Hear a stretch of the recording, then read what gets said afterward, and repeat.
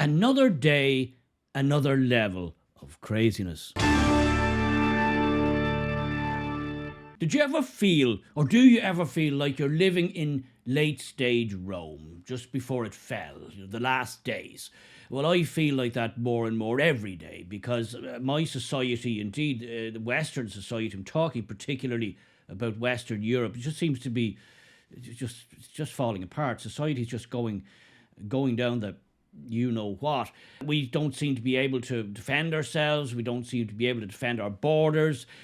People are invading our lands, our country. We don't seem to be able to do anything about that. Society just seems to be imploding. And the government's response always is to talk and talk endlessly, but never actually do anything. Well, the latest round of nonsense is to do with the modern invaders, as I would call them, this horde, this absolute invasion of illegal migrants coming from mostly Africa, from parts of the Indian subcontinent, from East Asia, all kinds of places. Basically anywhere where there isn't a whole lot going on. They're now eyeing up the riches, the bloated, the fattened cow that is modern Western Europe as a place to go for free stuff, and they will give it to you.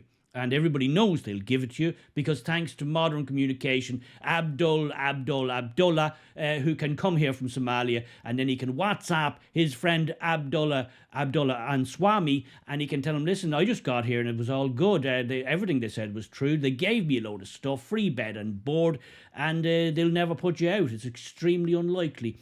So why don't you come too? And of course he packs up, he leaves his goat herding job in the hills, and he decides, yeah, listen, Ireland is the place for me too. Yeah, I could do with a bit of rain, so it's all good. And I know it's true because I've just got a message from my pal who's made the trip and found it was all actually good as gold. So that's how it works, guys. Now, whatever you encourage, I've said this a million times, whatever you encourage, be prepared to get a lot more of, because you will. So if you start inviting everybody in, as Roderick O'Gorman famously did with his tweets in multitude of languages to everybody and anybody to just get here, and we'll give you everything you possibly could need to live your life, including your own door accommodation. What's not to like about that? Anyway, come they did, in their hordes, in their masses. And now the absolutely clueless, virtue-signalling people who supposedly run this place have figured out that that wasn't such a great plan. We don't have the houses for them. We don't have the hospitals and doctors for them.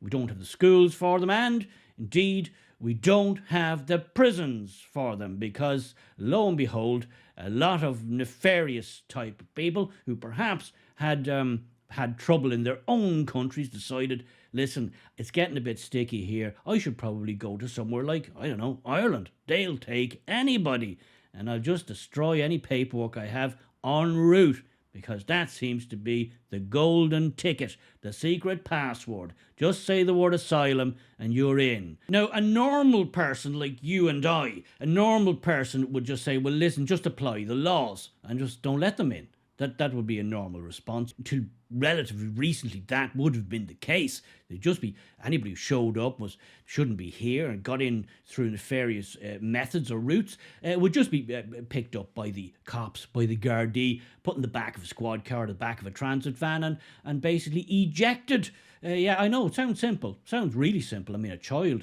could understand that concept. But I'll tell you who can't understand that concept. The people now in charge. As I say, late stage Rome.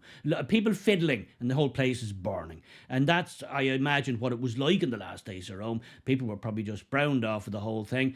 Taxes were through the roof. Services going through the crapper, and the whole system of money was breaking down. Your currency was worth nothing, and basically anybody who fetched up in Rome was could call themselves a Roman, and that was perfectly all right with the people in charge. So yeah, I can see how there's a lot of kind of synergy here with what's going on today. I'm sure you know it too. So what's the latest ruse? I'll tell you what it is.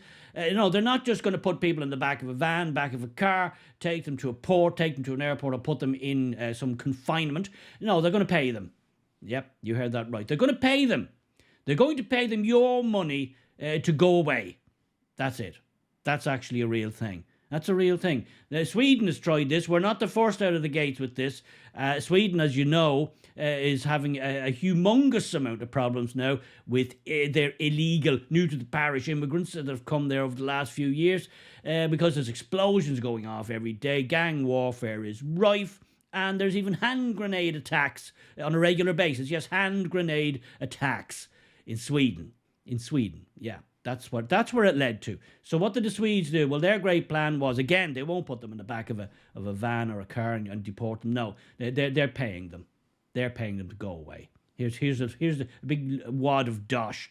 Please leave if you'd ever be so kind. And the problem is these people are not ever so kind. Otherwise, they wouldn't be there illegally in the first place. So here we are in Ireland, yes, trotting after the Swedes. We've seen what they did, and we decided, listen, that's worked out so absolutely spiffingly well. We're going to do the exact same thing, and we're getting the exact same results. Okay, we don't as yet have hand grenade attacks as such, but we certainly have all of the other bits and pieces that the Swedes have found themselves getting.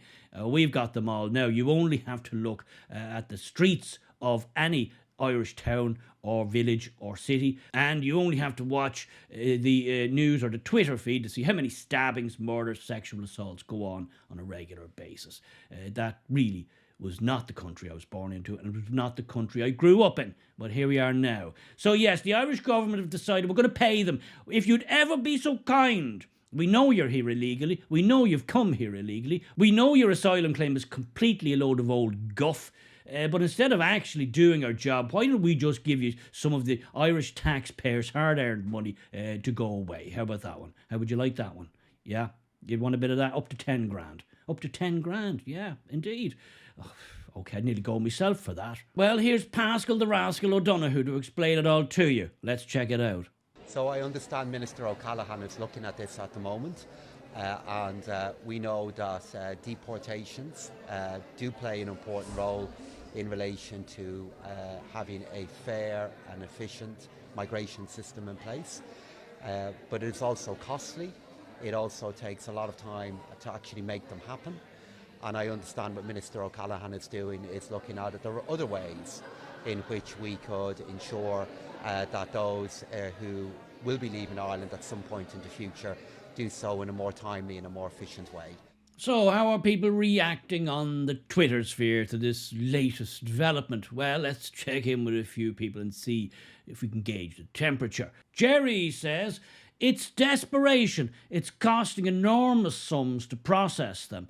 They can't, won't close the borders, won't even pay lip service to basic arguments in favour of national sovereignty, have realised they can't comply with the EU Migration Pact processing times. Well, could quite possibly be. It does cost us an absolute fortune, billions to accommodate these shysters, as I would call them, these illegal immigrants, these chancers. That we're paying through the nose for all of that, so they probably reckon we'd pay less this way. Also, they've signed up. Yes, we didn't have to. We had an opt-out. But no, we signed up to the EU migration treaty. And what goes along with that is all kinds of things that we now have to do, which was never going to happen. We simply can't. And we're never going to be able to do them. All these processing times, it just wasn't going to happen. So maybe this is another way of them trying to wriggle out.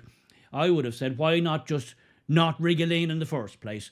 Wouldn't that be an idea? No? Nobody think of that one? Nobody except most of the country. That is, everybody except the government. You know what I mean. Eamon Melia says, this is bollocks. His words, not mine. The only thing this will do is drag every immigrant in Europe into Ireland to lodge papers, claim the 10 grand, and then clear off with the pockets full. And what is to stop them coming back under a different name and doing it again? Because there is no border security and there are no checks. So says Eamon Melia, and he's not wrong. What do they have in place to stop these people just making this a regular trip and a regular 10 grand? I don't know. If their past performance is anything to go by, they have no checks at all in the system for this. They'll just let it happen. Because we can't be unkind to anyone at any time and for any reason. That seems to be the modern way of dealing with anybody who's not Irish. Mark says the government pays Roma families $5,000 to leave, but they show back up with excuses that the husband ran off with the money. Oh, really? I didn't know that, Mark, if it's true. Roma people playing on scams with... I can't believe it. Surely it's not true, is it? And I'll finish with Francis Wood, who opines the messages have gone out already. Get to Ireland. They're handing out $10,000 to leave their country. This is the best we get from a clown government who have lost control of our borders. Well, I think you're absolutely right there, Francis Wood. The government have completely lost control. They've tied themselves up in knots with various treaties and international obligations, as they call them. And now we can't be unkind to anyone, and we certainly can't impose the rule of law, which applies to you and I, of course. It doesn't apply to others who can break it seemingly at will. And our government's response to those people is, listen, would you ever be so kind and take this $10,000 cash and go away? And if you come back, well, if you come back, you come back. What are we going to do? It's not like we can chastise you because you're a foreign person, and we can't do that. It's all nonsense. Late stage Rome stuff, that's what it is. What do you think of all that? You're working your fingers to the bone. You're barely keeping the lights on in your home. You're barely keeping your home heated. And our government, rather than actually apply the law and expel people who come here illegally, through illegal routes and by illegal means, and even some who commit nefarious crimes against our population, their response is, listen, we'll give you some of our own people's hard-earned money while they're struggling to just keep body and soul together. We're going to give you their money to kindly go away. I don't think that's a good plan. I know what I'd do, and it'd have nothing to do with $10,000 in cash or money of any sort. Back of a van, back of a transit, and off you go. And bon voyage.